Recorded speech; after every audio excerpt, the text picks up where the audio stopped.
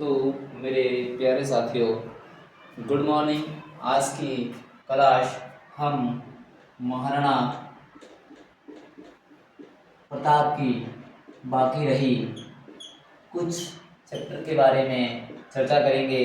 जैसा कि हमने महाराणा प्रताप का हल्दी घाटी का युद्ध, ये गोगुंदा का युद्ध, बदायूनी खमनोर का युद्ध, अबुल फजल, मेवाड़ की थर्मोपली, ये कर्नल जेम्स टॉड, दिवेर को मेवाड़ का मैराथन, इनके बारे में हम अगले अध्याय में, इसके पिछले अध्याय में चर्चा की थी, जिसमें महाराणा प्रताप का सहयोग करने के लिए ग्वालियर से राम सातवर, सालीवान, भवानी सिंह, प्रताप सिंह, इधर झाला बीदा, झाला मान सिंह, सांगा चुंडा, कृष्णदास, पूंजा सोलंकी, बहुत सारे सेनानायक आए थे और इस युद्ध में निर्णायक तौर पर राजस्थानी साहित्य के अनुसार कहे तो जीत का डंका महाराणा प्रताप का रहा। और भारत के इतिहास में हल्दी घाटी का युद्ध सदा सदा हमेशा जब जब भी किसी युद्ध की चर्चा होती है तो हल्दी घाटी के युद्ध को जरूर याद किया जाता है।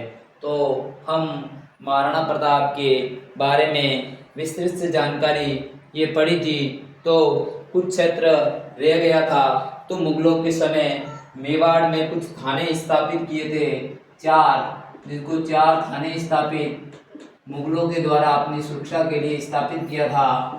दिवेर, देवल, देवारी,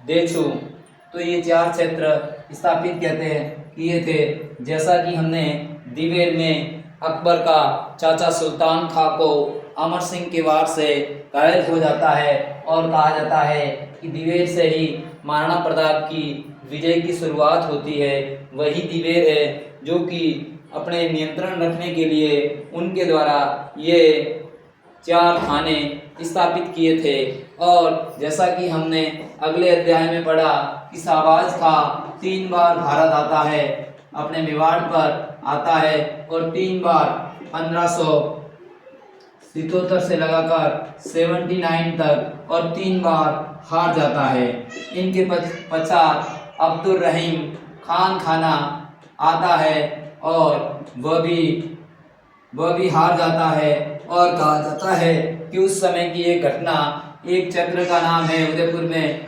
शेरपुर गांव की घटना। कहा जाता है कि महाराणा प्रताप का पुत्र अमर सिंह अब्दुल रहीम खाना बेगम और कुछ परिवार सहित उनको गिरफ्तार कर लेता है, लेकिन मेवाड़ की आन बान मर्यादा और सम्मान की रक्षा को देखते हुए प्रताप ससम्मान इन्हें वापस सकुशल लौटा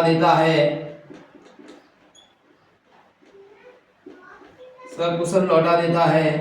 ये मेवाड़ की पावन धरा की मर्यादा का प्रमाण है। और कहा जाता है कि इसके बाद में 84-85 में एक बार और जगन्नाथ कछुआ आता है और वह भी महाराणा प्रताप से हार जाता है। और अंत में महाराणा प्रताप अपने जीवन के जो अंतिम 12 वर्ष यानी कि 1585 में चावन, जो कि वहां का एक सामंत था लूणा, जिनको हरा कर वह चावन पर अधिकार कर लेता है और 12 वर्ष तक इनकी राजधानी रही। और 1597 से 1613-14 तक अमर सिंह की राजधानी रही, जो कि लगभग 28-29 साल तक मेवाड़ की राजधानी चावन रही। और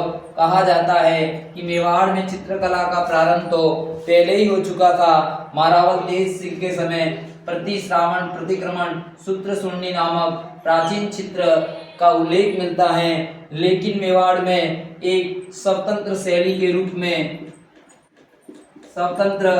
चित्र शैली के रूप में हमें विकास महाराणा प्रताप के समय चावंड में दिखाई देता है। और चावंड में माँ चामुंडा माता का मंदिर, माँ चामुंडा माता का मंदिर और बहुत सारे महलों का निर्माण महाराणा प्रताप ने करवाया था। और कहा जाता है कि इनके समय में चित्रकार नासिरुद्दीन एक महान चित्रकार मेवाड़ के सावंड में हुए। इनके अलावा इनके दरबार में कुछ दरबारी कवि भी थे, जिन्हें दरबारी कवि के रूप में सादुलनाथ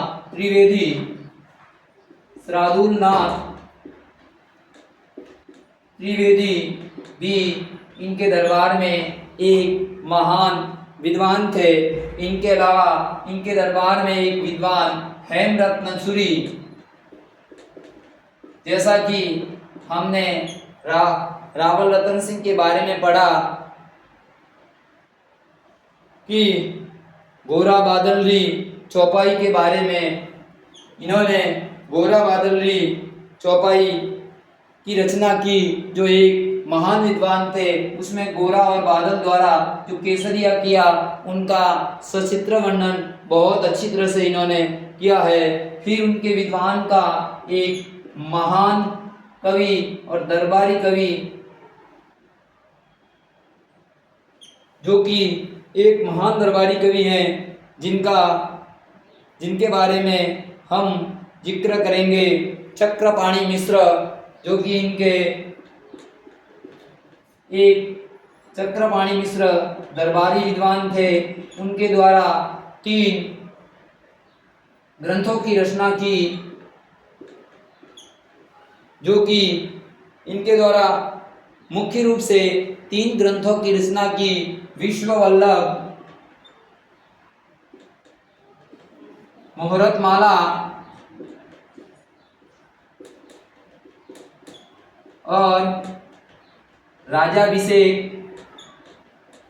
पद्धति, यानी एक राजा का राज तिलक किस प्रकार होता है, इसके बारे में उनमें विस्तृत जानकारी दी है। इसके अलावा इन्होंने मुहूर्तमाला, जो ज्योतिष शास्त्र से संबंधित रचना की है। और इसके अलावा इन्होंने जो कि विश्ववल्लभ लिखा है, वह उद्यान और विज्ञान के विषय में जानकारी हमें देता है। विज्ञान के विषय में हमें जानकारी देता है।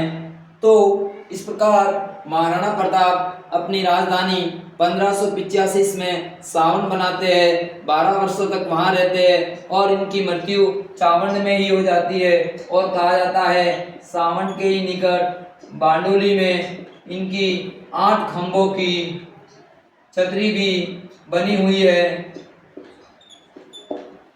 और महाराणा प्रताप द्वारा, जैसा कि इन्होंने वहां पर कुछ महलों का निर्माण, माँ चामुंडा माता के मंदिर का निर्माण करवाया था।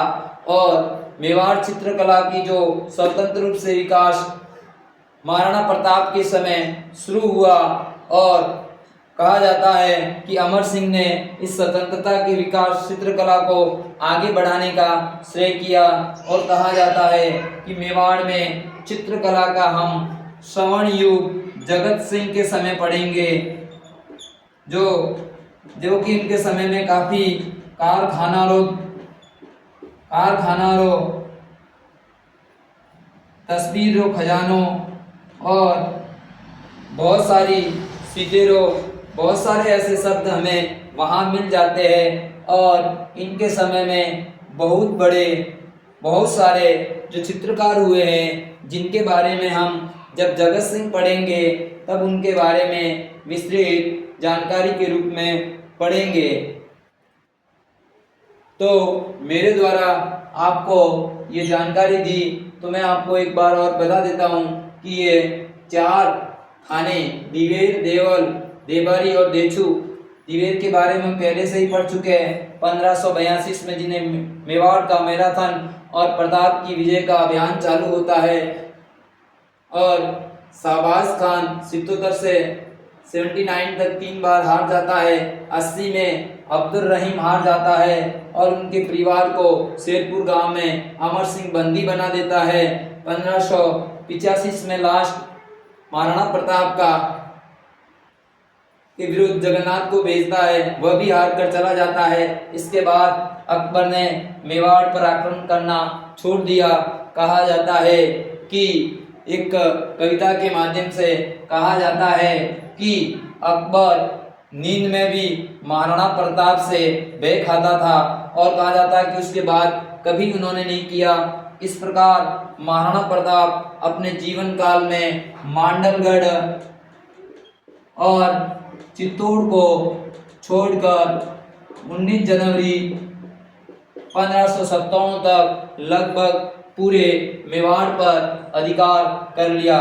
इस प्रकार अपनी मातृभूमि की रक्षा के लिए तन मन धन और स्वतंत्रता प्रेमी व्यक्ति को सदैव भारत में ही नहीं विश्व के पटल पर सदैव याद किया जाएगा। मैं आशा करता हूँ कि मेरे द्वारा ये शॉर्ट वीडियो में सामान्य जानकारी जो कि महाराणा प्रताप की जो शेष रही थी उनके बारे में मैंने दी वह आपको अच्छी लगी होगी। और हमारा अगला अध्याय होगा अमर सिंह प्रथम, जो वही अमर सिंह प्रथम जो दिवेर के युद्ध में अपने भाले के वार से उनके घोड़े और सुल्तान खां को एक ही वार में चित कर देता है। वही महाराणा अमर सिंह प्रथम के बारे में अगले अध्याय में चर्चा करेंगे।